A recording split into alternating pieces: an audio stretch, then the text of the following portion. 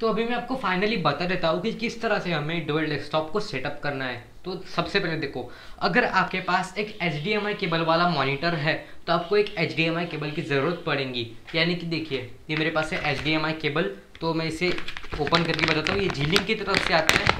ये कुछ इस तरह का एक HDMI केबल होता है जहाँ पर आपको दोनों भी तरफ HDMI सॉकेट्स मिलते हैं। देखिए, तो दोनों भी तरफ आपको HDMI सॉकेट्स मिलते हैं। तो ये आप देख सकते हैं, यहाँ पे शायद कैमरा फोकस कर पा रहा हूँगा। तो दोनों भी तरफ यहाँ पे HDMI केबल्स लगते हैं और आप इसे बड़ी आराम से परचेस कर सकते हो ऑफलाइन स्टोर से। अगर आपके पास एक HDMI केबल वाला डेस्कटॉप होगा तो ही आपको इस केबल को परचेस करना है। अदरवाइज़ अगर आपके पास एक VGA पोर्ट वाला मॉनिटर होगा तो आपको एक VGA केबल परचेस करना पड़ेगा। अब VGA पोर्ट वाला मॉनिटर कैसा होता है मैं आपको बताता हूँ। ओके गाइस, तो मैं भी आपको फाइनली HDMI केबल वाला मॉनिटर जो होता है और CRT यानी कि एक VGA पोर्ट वाला मॉनिटर कैसा है, दोनों का भी डिफरेंस बता देता हूँ। तो देखिए, ये एक IPS LCD पैनल है और ये है एक VGA पैनल। VGA पैनल में आप बैंडिंग देख सकते हैं इसकी, और यहाँ पे जो IPS डिस्प्ले वाले मॉनिटर होते हैं उनमें जनरली कोई भी बाइंडिंग नहीं रहती है। ठीक है, अब इसके बाद में यहाँ पे है एक HDMI पोर्ट इसमें, इस लैपटॉप में, और इसके साथ कोई भी दूसरा वाला डेस्कटॉप मतलब दूसरा वाला CPU कोई भी इसके साथ कनेक्टेड नहीं है। ये जनरली इसी केबल से जाकर सीधा यहाँ पर इसमें लगता है। तो अब मैंने कैसे किया आपको सिंपली बताता हूँ। ओके, सो अभी आपको सिंपली इसको इसके साथ डीअसेंबल और असेंबल दोनों करके बताता हूँ। तो यहाँ पे आप सिंपली देख सकते हैं, ये एक HDMI केबल है। इसके बाद में एक कन्वर्टर है, HDMI टू VGA वाला कन्वर्टर है। उसके बाद में सिंपली यहाँ पर एक VGA केबल लगता है। तो जिनके पास VGA वाले डेस्कटॉप है उनको सिंपली ऐसा करना है कि ये एक आपको VGA केबल ख़रीदना है। अगर आपके पास नहीं है तो, अगर आपके पास है तो कोई बात नहीं, बहुत अच्छी बात है। आपको एक VGA केबल यहाँ पे एक लगाना है। उसके बाद में एक VGA केबल ये आपके कन्वर्टर में जाएगा। ये आपको कन्वर्टर दुकान से ख़रीदना पड़ेगा। बस उसको इतना बोलना पड़ेगा कि एक कन्वर्टर दो HDMI टू VGA, वो आपको दे देगा। और इसकी प्राइस की अगर मैं बात करूँ 150-200 रुपये का आपको ये नज़दीकी स्टोर में देखने के लिए मिल जाएगा।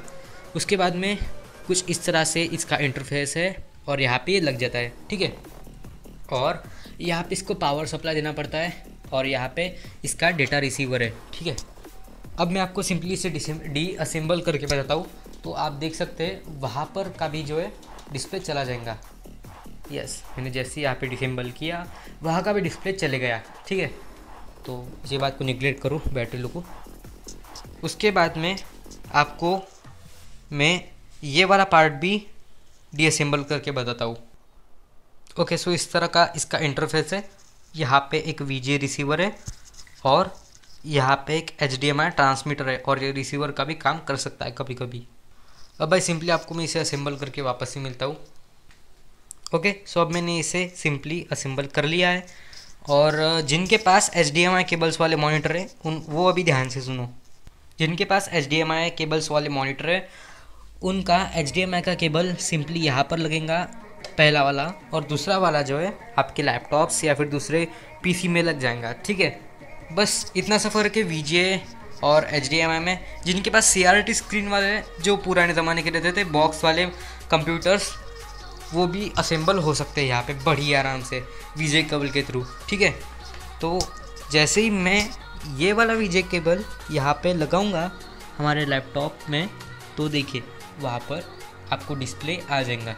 ठीक है, ओके, सो मैंने अभी ये असेंबल कर लिया है वापस से, और वापस से यहाँ पे डिस्प्ले शुरू हो गया है। तो अब इसके मोड्स के बारे में जान लेते हैं। ओके, सो ये मैंने अभी असेंबल कर लिया है और दूसरा भी जो है डेस्कटॉप शुरू हो चुका है। इसके बाद में आपको क्या करना है, सिंपली ये जो बटन है इस पर आपको क्लिक करना है। इसके बाद में आपकी स्क्रीन पर कुछ इस तरह का मेन्यू अपीयर होगा। शायद से मैंने क्लिक नहीं की, यस, तो कुछ इस तरह का मेन्यू आपके पास अपीयर होगा।